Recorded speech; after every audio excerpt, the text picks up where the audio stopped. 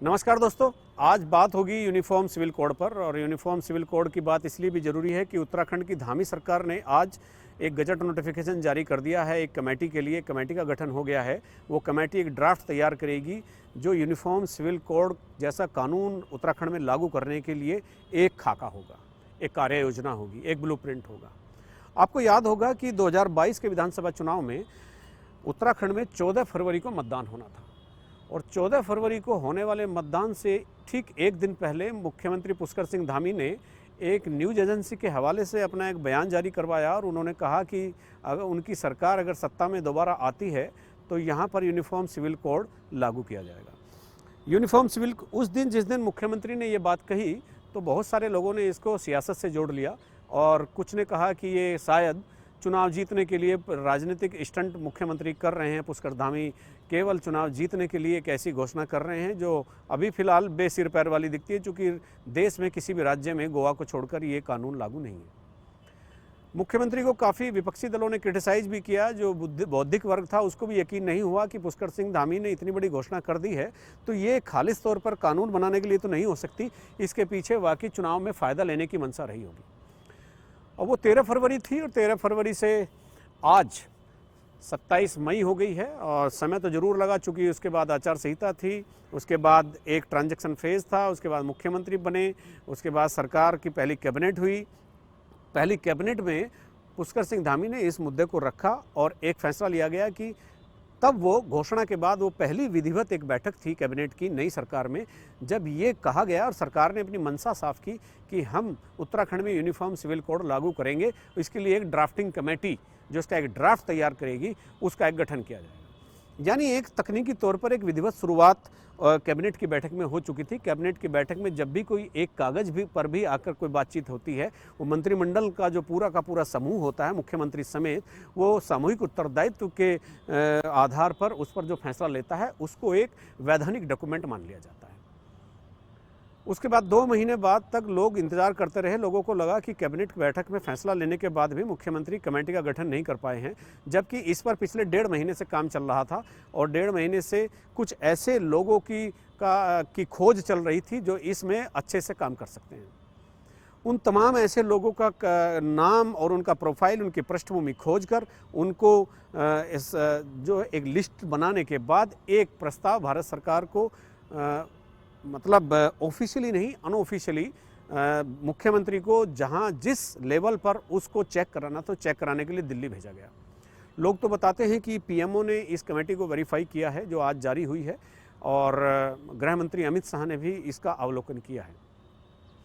कुल मिलाकर बात यह है कि आज जो कमेटी यूसीसी को फॉर्म करने के लिए, यूसीसी का ड्राफ्ट बनाने के लिए जो बनी है, उस ड्राफ्टिंग कमेटी की चेयरमैन रंजना देसाई है। रंजना देसाई को विधि क्षेत्र में देश में बहुत ही सम्मान से उनका नाम लिया जाता है और वो सुप्रीम कोर्ट में जज रह चुकी है।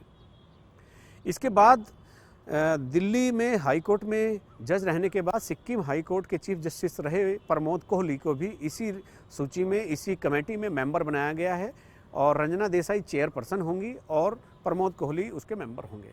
और प्रमोद कोहली को भी दिल्ली और इस तरफ कानून के क्षेत्र में बड़ी सम्मान की दृष्टि से देखा जाता है। उत्तराखंड के मुख्य सचिव रहे शत्रुघ्न सिंह। ब्यूरोक्रेसी में इतना बड़ा नाम है, इतना बड़ा एक्सपोजर है कि बहुत कम लोग उनकी बराबर की हैसियत रखते हैं। और शत्रुघ्न सिंह यहाँ पर जब बीसी खंडूड़ी मुख्यमंत्री थे उनके सचिव रहे, उनके प्रमुख सचिव रहे। उसके बाद केंद्र में गए, जॉइंट सेक्रेटरी कैबिनेट रहे और कैबिनेट में ही वो फिर अपर सचिव रहे। जब मनमोहन सिंह प्रधानमंत्री थे उनके अपर सचिव भी रहे, यानी additional secretary to prime minister of India. उससे पहले जब वो अयोध्या के कमिश्नर थे यानी फैजाबाद के, तब बाबरी मस्जिद का मसला चल रहा था तो प्रधानमंत्री होते थे अटल बिहारी वाजपेयी। तब उन्होंने शत्रुघ्न सिंह को अपना दूत नियुक्त किया था कि बाबरी मस्जिद को लेकर के उत्तर प्रदेश सरकार और जो पक्षकार हैं और प्रधानमंत्री के बीच में, मतलब यहाँ पर प्रधानमंत्री को अपडेट करने वाला अगर कोई व्यक्ति होगा तो वो शत्रुघ्न सिंह होंगे। और वो उनकी तमाम खूबियाँ हैं और वो उनकी काम करने की एक शैली है। और प्रधानमंत्री का अपर सचिव अगर कोई रहा हो तो उससे ज़्यादा एक्सपोजर और क्या हो सकता है। और वो यहाँ पर मुख्य सचिव भी रहे और मुख्य सचिव से रिटायर होने के बाद मुख्य सूचना आयुक्त भी बने। आज की तारीख में वो वेतन विसंगति की जो एक समिति है उसके अध्यक्ष हैं और जो प्रदेश में वेतन विसंगतियां आ गई हैं कर्मचारियों की, अधिकारियों की, उसको निस्तारण का काम कर रहे हैं। अब बारी आती है मनु गौड़ की, और मनु गौड़ जो है टैक्स पेयर एसोसिएशन भारत के नाम से एक बड़ा ऑर्गेनाइजेशन है, और उस ऑर्गेनाइजेशन के अध्यक्ष हैं टैक्स पेयर एसोसिएशन भारत। तो मनु गौड़ क्या करते हैं? मनु गौड़ एक तो जनसंख्या नियंत्रण कानून के लिए लगातार पिछले कई सालों से अभियान चला रहे हैं।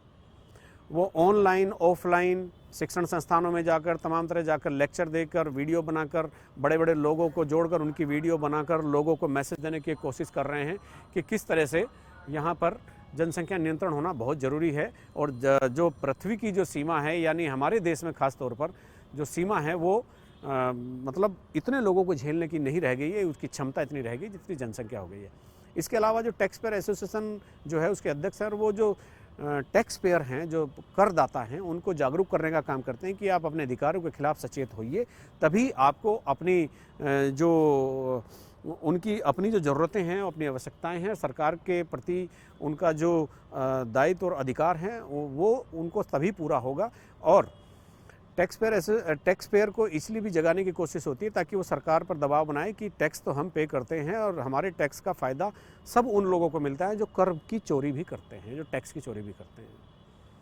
इसके अलावा सुरेखा डंगवाल उत्तराखंड में शिक्षा के क्षेत्र में बहुत बड़ा नाम है, दून विश्वविद्यालय की कुलपति हैं, और वो काफ़ी जो बड़े शिक्षाविद हैं उनमें उनका नाम रखा जाता है, उनका नाम शामिल किया जाता है। ये एक जो कमेटी गठित हुई है, इसके 5 चेयरपर्सन समेत 5 लोगों की मैंने आपके सामने उनकी एक पृष्ठभूमि रखी है, उनकी एक विशेषज्ञता रखी है, उनकी एक कहानी जो यहाँ तक इस ड्राफ्टिंग कमेटी तक उनको लेकर आई है, उनकी पृष्ठभूमि की एक कहानी, एक पूरी पटकथा मैंने आपको बहुत संक्षिप्त शब्दों में रखी है। जब आलोचना करनी चाहिए तो आलोचना बहुत डटकर करनी चाहिए, लेकिन जब दाद देनी चाहिए तो दाद देने से भी पीछे नहीं हटना चाहिए। दाद देने में कभी भी कंजूसी नहीं होनी चाहिए। अगर कोई अच्छा काम कर रहा है कोई व्यक्ति, तो उसकी दाद दिए जाना बनता है और उसका अधिकार भी है, और उसकी पीठ थपथपाई जानी चाहिए। तो पुष्कर सिंह धामी के तमाम कार्यों में हम तमाम कमियां निकालते हैं, चूँकि हम पत्रकार हैं, और पत्रकार होने के नाते हम चीज़ों का परीक्षण भी करते हैं, कई गलतियां भी निकालते हैं। लेकिन यहाँ पर आज पुष्कर सिंह धामी को दाद देनी पड़ेगी। उन्होंने एक ड्राफ्टिंग कमेटी का गठन करके आज़ाद भारत में उत्तराखंड को पहला ऐसा राज्य बना दिया है जहाँ यूनिफॉर्म सिविल कोड कानून लागू करने के लिए एक असाधारण शुरुआत हो गई है। एक ऐसी ड्राफ्टिंग कमेटी बन गई है जो इस कानून को ड्राफ्ट करेगी, कि इसका ब्लूप्रिंट तैयार करेगी, फिर ये विधानसभा में लाकर उसको लागू किया जाएगा।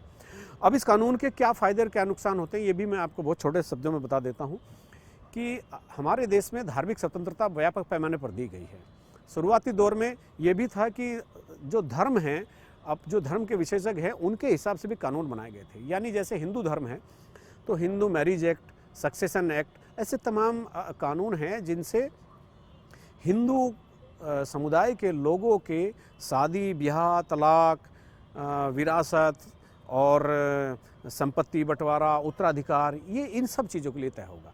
और आपको ये भी याद रखना होगा कि यूनिफॉर्म सिविल कोड केवल इन्हीं मामलों में लागू होता है कि वो किसकी शादी कैसे होनी चाहिए, उसके क्या प्रोसेस होगा, क्या उसका तलाक का क्या प्रोसेस होगा, संपत्ति बंटवारे का क्या प्रोसेस होगा, उत्तराधिकार की क्या व्यवस्था होगी, और विरासत कैसे होगी। मतलब ये तमाम ऐसी चीज़ें जो परिवारों से जुड़ी है, जो धर्म से जुड़ी है, जो तमाम ऐसी चीज़ें हैं जो समाज को जोड़ने का काम करती हैं, वो पर्सनल जो अपने कानून लोगों ने बनाए। ऐसे ही मुस्लिम धर्म के लिए भी मोमडन लॉ, पर्सनल लॉ और तमाम तरह के कानून यहाँ पर अपने देश में बने हुए हैं, जो जिनके आधार पर अदालतों में मुकदमे चलते हैं, जिनके आधार पर ही फैसले होते हैं। लेकिन यूनिफॉर्म सिविल कोड के आने से जितने भी धर्म से जुड़े हुए लॉ हैं, धर्म से जुड़े हुए कानून हैं, वो सब अपने आप ही निष्प्रभावी हो जाएंगे। जिस दिन यूसीसी राज्य की विधानसभा, उत्तराखंड की विधानसभा में लागू होगा, पटल पर रखकर ध्वनिमत से इसको पास किया जाएगा, तो जितने भी धर्मों से जुड़े हुए विशेष कानून हैं, धर्म विशेष के कानून हैं, वो स्वतः ही उत्तराखंड की सीमा के भीतर, भौगोलिक सीमा के भीतर निष्प्रभावी हो जाएंगे। और ये एक बड़ी शुरुआत होगी। और वैसे तो पिछले दिनों उत्तर प्रदेश के deputy chief minister Keshav Prasad Maurya ने भी इस बात की घोषणा की थी कि उत्तर प्रदेश में भी यूनिफॉर्म सिविल कोड लाया जाएगा। हालांकि अभी वहाँ पर इस प्रोसेस को आगे बढ़ता नहीं देखा जा रहा है, लेकिन हो सकता है वहाँ भी कल या परसों या 10 दिन बाद कोई एक ऐसी कमेटी फॉर्म हो जो इसका अपना जो एक कानून है उसका ड्राफ्ट करने की बात करे। अब ऐसी स्थिति में चूँकि 2024 का लोकसभा चुनाव भी है, उससे पहले ऐसे कई राज्यों में चुनाव हैं जो भाजपा शासित है। हो सकता है राजनीतिक लोग अपने चश्मे से इसको देखते हो कि यूसीसी आएगा तो भारतीय जनता पार्टी इसको इसलिए कर रही हैं कि राज्यों में होने वाले चुनाव और 2024 के लोकसभा चुनाव में इसको फ़ायदा मिल सके। लेकिन कानून तो कानून ही होता है। जब सबको समान अधिकार दिए जाते हैं, समान कर्तव्य बताए जाते हैं, तो अगर सभी लोगों के लिए अगर एक ही कानून बन जाता है तो इसमें हर्ज ही क्या है। बस कानून सभी अच्छे होते हैं, उसको निष्पक्ष भाव से बनाकर निष्पक्ष भाव से लागू करने की बात होती है।